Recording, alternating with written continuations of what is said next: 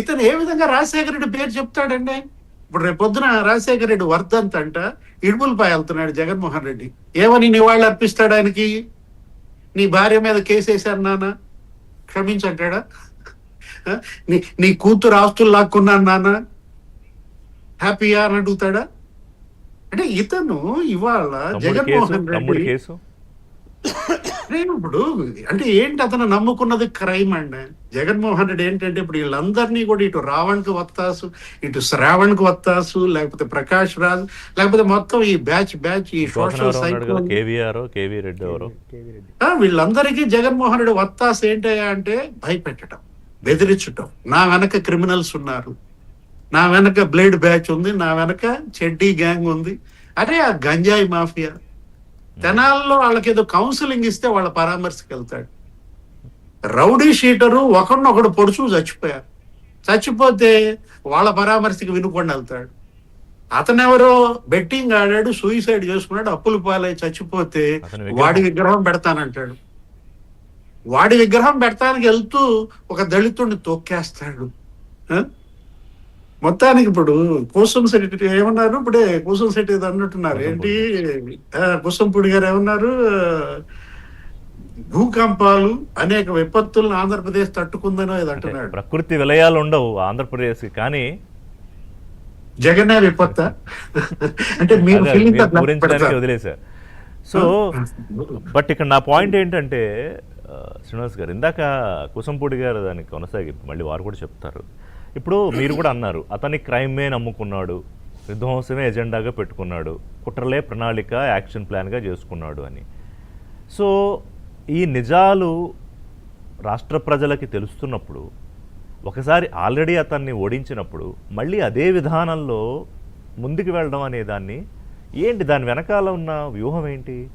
ఇప్పుడు ఇక్కడ ఇదిగోరా బాబు ఇది మేము కట్టాము, ఇదిగో ఇది మేము తెచ్చాము, ఇవన్నీ కళ్ళ ముందు ఉంటాయి కదా, దాచుకునేవి కాదు కదా, ఇది పేపర్లో ఉండేవి కాదు, రేపో ఎల్లుండో బయటకు టవర్లు వస్తాయి కదా, బట్ వాటిని చూస్తారు ప్రజలు. బట్ స్టిల్ ఏమిటి జగన్మోహన్ రెడ్డి ఇదే విధానంలో వెళ్ళాలనుకోవడానికి కారణం ఏమై ఉంటుంది? కుసుపూడి ఇప్పుడు మీతో మాట్లాడుతూ అదే అన్నాడు, ఏమని, కలుపు ఏదో తీసేస్తున్నాం, కలుపు తీసేస్తే తోటి కలుపు ఏడుస్తుందేమో, పంట ఏడవదు. ఇవాళ ప్రజలు ఏడవరు అనమాట. ఏది వాళ్ళ ప్రజలు ఆనందంగా ఉంటారు, పంట ఆనందంగా ఉంటది. కలుపు కనుక తీసేస్తే ఏపుగా ఎదుగుతుంది. బాగా తీస్తున్నారు, కలుపు మాత్రం బాగా మంచిగా ఏరేస్తున్నారు. ఈ మధ్య మొదలు పెట్టారు, మొన్నటిదాకా ఏముందిరా, 3 నెలల ముందు 4 నెలల ముందు వరకు ఏం లేదు కదా. సోషల్ సైకోల భర్తం పట్టారండి, పొలిటికల్ సైకోల భర్తం పట్టారు. ఇప్పుడు మళ్ళా 2.0 బిగిన్ అయినట్టుంది, మళ్ళా సోషల్ సైకోల మీద పడ్డట్టున్నారు. అదే ఇప్పుడు ఏది, ఇప్పుడు రావణ్ అయినా ఇప్పుడు ఎవరైనా సరే, ఇప్పుడు ఏది గతంలో బోరగడ్డ అనిల్కి రావణ్కి ఏంటి తేడా, వర్ర రవీందర్ రెడ్డికి రావణ్కి ఏంటి తేడా? చట్టం ఎవరికి చుట్టం కాదు. ఇప్పుడు రిషి గారు మనం చూసాం, భారతీ మేడం మీద ఒక వ్యక్తి ఏదో ఒక సామాన్యుడు కిరణ్ ఏదో మాట్లాడాడు, ఏదో వీడియో చేశాడు, అయితే అతను వదిలేశారా? సోషల్ మీడియా యాక్టివిస్ట్ అనుకుంటా కదా, ఐటీడీపీ కార్యకర్త, తెలుగుదేశం సానుభూతి పరుడని వదిలేశారా? అరెస్ట్ చేశారు, పశ్చాత్తాపం చెందాడు. సోషల్ మీడియా అరెస్ట్ అదే అనుకుంటా ఫస్ట్ అరెస్ట్. అతను పశ్చాత్తాడు, పైతే ఏంటి, భారతమ్మ నన్ను క్షమించన్నాడు. మళ్ళా ఇంకో వీడియో వదిలాడు, అయినా కూడా క్షమించకుండా అతను అరెస్ట్ చేసి జైల్లో పెట్టారు.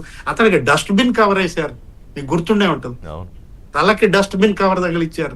రావణ్కి ఎందుకు తగిలించలేదు? ఏంటి తేడా కిరణ్ కి రావణ్ కి మధ్య? అంటే ఇంకా కిరణ్ పశ్చాత్తాపం చెందాడు. అతను ఇవాళ ఏంటి, నన్ను క్షమించమని అడిగాడు. ఇతను అడిగాడా? అడక్కుపోగా ఏమంటున్నాడు, తగ్గేదేలే, ఇలాగే మాట్లాడతాను అన్నాడు.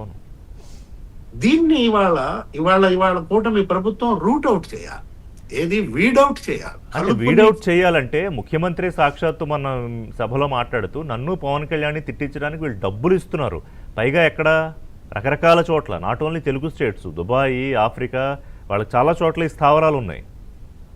బాగా గుర్తు చేశారు. ఫండింగ్ ఏది, ఇవాళ జైషే మహమ్మద్ లేకపోతే ఈ తీవ్రవాద సంస్థలు, వీటన్నిటికీ కూడా ఫండింగ్ ఇస్తున్నటువంటి సంస్థల పట్ల కేంద్ర ఇంటెలిజెన్స్ ఎలా ఉంటుంది, కేంద్ర హోంశాఖ ఏం చేస్తోంది?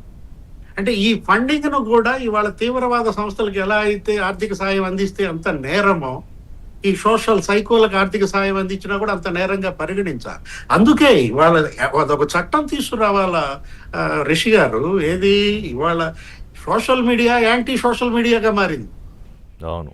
దురదృష్టం. మొన్న ఉపరాష్ట్రపతి మాజీ వెంకయ్య నాయుడు గారు కూడా ఆందోళన ప్రకటించారు. ఈ social media abused atrocity act last అసెంబ్లీలో కూడా పవన్ కళ్యాణ్ దీనిపైన మాట్లాడాడు. అదేదో త్వరగా తీసుకురావాలి. ఒక చిన్న బ్రేక్ తీసుకుంటా దినేష్ గారు, కంటిన్యూ చేద్దాం. మీరు అన్న అంశాల మీద డిస్కషన్ కంటిన్యూ చేద్దాం. Short break.